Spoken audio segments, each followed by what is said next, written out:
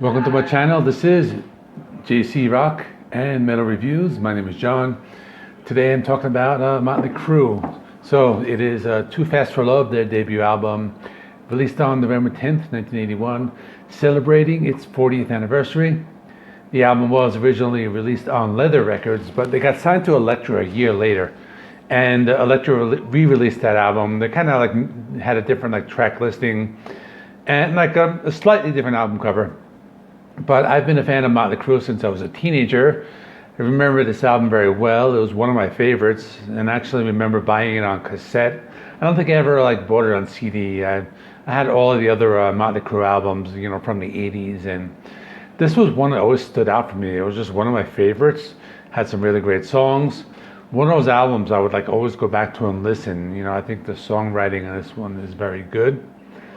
So Motley Crüe, they formed on January 17, 1981. Back then, Nikki Sixx was in a band called London, so he met Tommy Lee. They started practicing together. Then they met this other guy. His name is Greg Lyon. And then, you know, they got together. They found a new guitarist. His name was Mick Mars.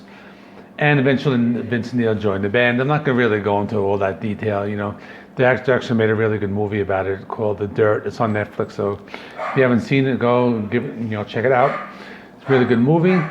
But so that's it. So this album is more straightforward heavy metal. You know, Motley Crüe has always been regarded as like a glam metal or hard rock, and their sound has changed over the years. You know, they experimented a little in the '90s.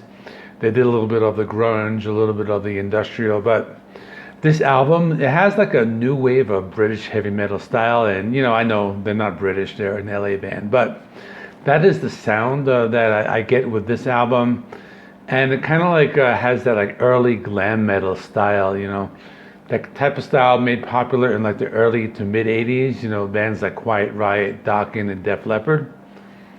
So with this being their first album, I think they just wanted to create like heavy music, kind of get a record label deal, and they were successful in doing all that. You know, it's an album. All the songs have a really great sound. The production is kind of raw, but I think it works in their favor. You know, that like raw, like garage rock sounds. But this is a great album. So on this album, I think the one thing that stands out is the songwriting. Songs are very memorable. They stick in your head, but they're heavy, but they have catchy choruses. So this type of album, you know, you look at the track listing and it's like, you know, I know that song. It's like, you know, the songs they stay with you, you know, over the years. And there are a lot of albums that, you know, I might look at a track listing and I'll be like, you know, I don't really know that those songs. So anyway, 11 songs from the 1982 Elektra version. So there are a couple extras like a B-side and a bonus track. I'll talk about those as well. The album opens up with Livewire. So it starts with a heavy riff. It's kind of similar to like an early like Iron Maiden riff. It's a fast paced. The drumming is very fast. Vince Neil's vocals fit very well with the song. The guitar riff in the chorus has a very like classic heavy metal feel. The song has like a slower breakdown, and that works very well with the song. Next is Come On and Dance. It has a slightly slower pace, but the opening riff is very crunchy. It's a heavy metal song. You know, lyrical themes and the use of the cowbell in the drumming, you know, they do give it that early glam metal sound. But there's some great guitar breakdown in the middle of the song, and, you know, Vince Neil actually does some like Robert Plant style screams towards the end. I think you got to listen to the song and like listen out for those. They're pretty cool. Next is Public Enemy #1. And the thing that stands out about this song is just the melody. You know, the lead melody in the intro is just so catchy. The song still has some heavy riffs, but here they capture that like classic glam metal sound, especially in the chorus with the backing vocals. I also like the galloping guitars in the verse section, and there's a really great Mick Mars solo on the song.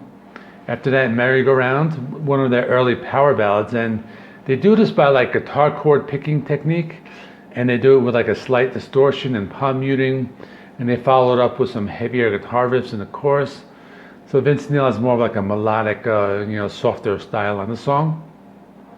Next is Take Me to the Top.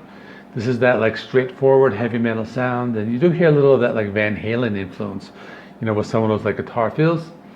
But the song does have some chugging guitars in the verse, very catchy chorus, and it has some really killer bass playing by Nikki Sixx, and a really melodic solo. Next is Piece of Your Actions. So this is more classic glam metal, something closer to the sound of their later albums. The glam metal song, like with an 80s style power chords and those great guitar fills, some really heavy metal screams, and really great song. After that is Starry Eyes. This one has a really great drum intro, showing off some of Tommy Lee's best drumming, and also showing off the bass playing of Nikki Sixx. And it has a sound reminds me of some of those early Def Leppard songs. The guitar in the middle of the song is amazing, captures that classic heavy metal sound. After that, the title track, Too Fast for Love. The song is a very catchy opening guitar riff, has a more of a glam rock style with some heavy power chords, and the lyrics have that glam rock sound. The raw sound in the chorus really works well in the song. Last song, or the last official song, is On With The Show. Another ballad similar to Merry Go Round, with a guitar chord picking and the heavy chords in the chorus.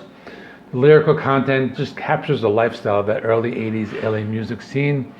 The song has some really great melodic guitar playing from Mick Mars. And next, Toast of the Town, a B-side to the single for Stick to Your Guns. The song is heavy, it's raw, it has an early 80s glam rock sound, and the song has kind of a garage rock quality to it. And after that is another song called Tonight. It's a bonus track, and it's a cover song, originally by the Raspberries, written by Eric Carmen. The original song was originally released in 1973. It's a song that I didn't really recognize, but Motley Crüe just made it sound like their own. So, in conclusion, it's a band that I will always love. I did a Motley Crüe ranking, and this one did rank very high. It's a band that ruled the 80s, and then they kind of lost it after the 90s. Some of their later, newer albums were okay, but this album and Shout at the Devil will always be the two best ones. The songwriting is awesome. The production, it's a little raw, but it doesn't hurt the band. It doesn't hurt the album. The raw quality just works very well with the songs, and that's probably the sound they were going for. And I think most people do consider as one of their best albums. So let me know in the comments what you thought of this weekend. Some new releases, some more glam metal from the 80s with the band Enough's Enough. They're releasing a covers band. LA Guns, another glam metal band, and Beatallica, a band that mixes up the Beatles and Metallica. That's going to be interesting. Hopefully that comes up tomorrow. And that's it. Please remember, like, comment, subscribe. Check out some of the other videos I have over there. So that's it, and I'll see you all in the next one.